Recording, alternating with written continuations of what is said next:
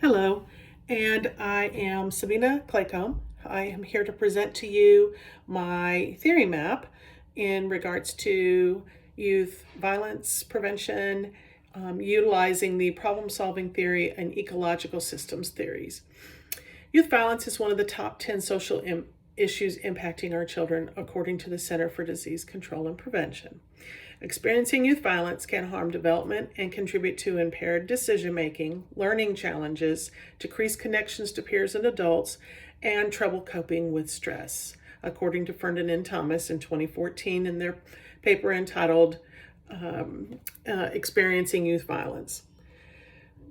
Risk and protective factors are identified in relation to youth violence, and they have a significant impact on both their communities and their school community. The factors identified are peer issues, incarceration, school failure, domestic violence, and mental health crisis. And looking at the application of the problem-solving theory and ecological systems theory, there are ways to mitigate these risk factors and duplicate protective factors to better serve our youth. We'll go into more detail later about what risk and protective factors are, but first, let's talk about ethics and epistemology. Perlman, in 1957, identified three facets of the problem-solving model. One, he determined that there was ascertaining and clarifying the facts of the problem. Two, he was thinking about the facts. And three, he was thinking that making some choice or some decision was imperative.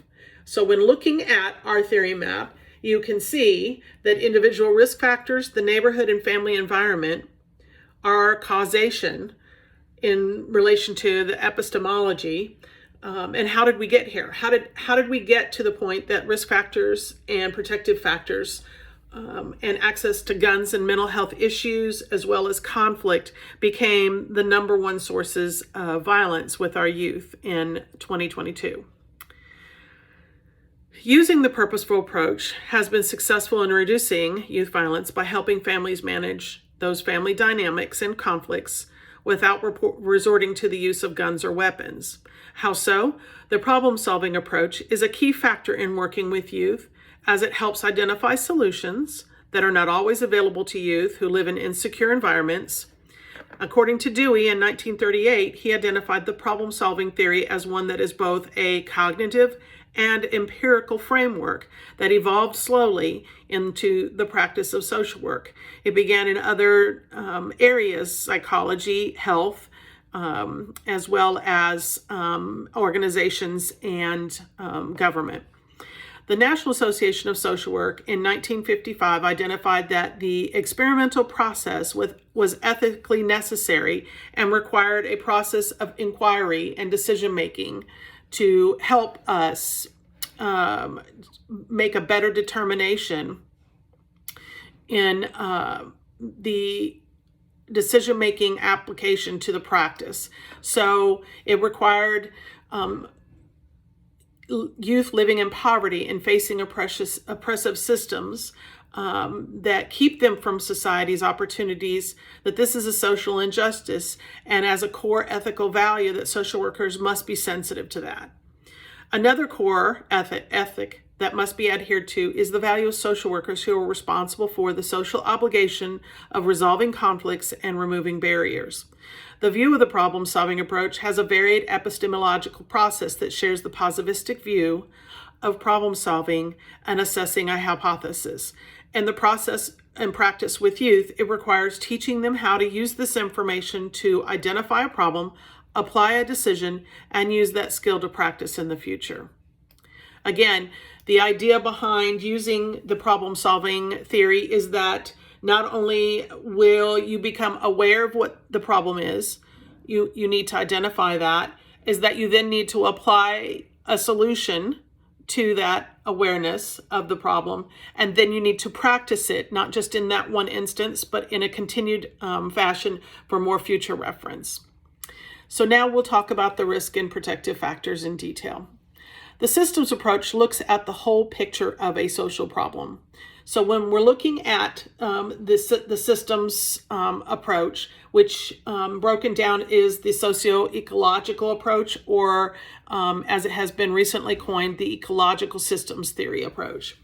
It determines that there are 4 factors. There are the individual risk factors, the neighborhood factors, there's the family factors, and then the environment factors, which are society at large. The risk and protective factors and the environment have an impact on the success or lack of success in solving problems. The element of the system that has inputs of resources, goods, members, family, neighbors, and then outputs, which are relationships, organizations, and then goods, are produced only as strong as the elements that comprise that system. So in saying so, Gitterman and Germain in 2020 determined that youth are in crisis because these factors don't look the same for many of our children, in particular our youth. They are living in areas that are highly oppressive and very disproportionate, and has caused a complete disengagement from that system. In coining those terms recently have been that they are fatalistic.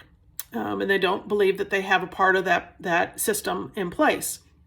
For youth in crisis, these risk factors look like peer conflicts, mental health, access to weapons, and limited supports. Protective factors look like school supports, mentors, people who engage relationships with youth and model problem-solving approaches. And in relation to youth violence, the EST approach, which is the environmental systems theory approach, suggests that youth are a product of their environment. The communities they live in and function in can create violent tendencies based on their exposure to trauma. And as we know, poverty has an increasing amount of trauma associated, so many of our children are experiencing trauma from simply walking home. The amount of times I have asked our youth that I work with how many people they have known to be shot has been significantly the highest number in recent years, as the current data shows for Lexington, Kentucky. Theoretically, the problem-solving approach to decision-making has a common approach to practicing professional principles through a problem-solving model. Using the strength-based model places the context of ethical decision-making through the theory of problem-solving. And so the strength-based model is the precursor to the problem-solving model, and goes hand in hand with that. According to Bond and Ferencz in 2021 in their article, identifying the theory of strength-based models, they framed that the methods and implications for identification and evaluation required action, absolute action. So microsystems such as school, home, and peer relationships are impacted by the risk factors such as domestic violence. It's just one example of many traumas that our students experience. The next system, mesosystem, such as abuse and addiction, also can lead to an increase in violence because of a lack of sustainable housing, which can cause a disruption in their stability and being able to have stable homes to go to, and then losing any school context they have, because many times when they are losing those stable homes and moving to others, they are changing schools, changing neighborhoods, changing friendships, and definitely changing supports.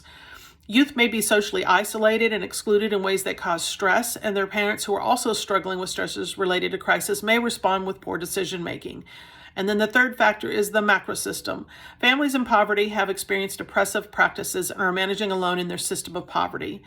So that includes that insecure housing, unsustainable food sources, mental health concerns, and poor access to health care. Social workers can use the problem-focused approach in their practice with youth by teaching skills for acquisition and continued practice. Youth who have these skills can navigate successfully in their relationships in schools, communities, and homes, and negotiate through a potential crisis. An ecological systems approach, the process of guiding youth through the identified systems and resources with coping skills, will engage in relationships that help them function in their environment successfully. And for example, by mentoring a youth at school and guiding them through the problem-solving process, they will be able to use this skill in their neighborhood to resolve conflicts instead of resorting to violence. By creating a relationship in their homes and communities, they then become deemed trustworthy and not labeled as delinquents, fostering an even greater source of supports for them in their neighborhood. Because as we all know, it takes a village to raise our children. So that, in a nutshell, is my theory map.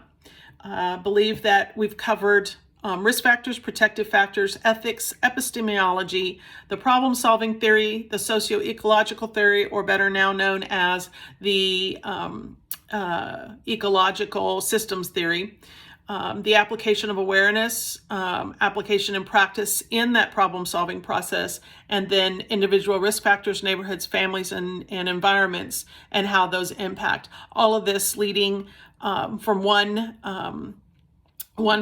concept to the other, hand in hand, working closely together in order to help our youth successfully navigate society.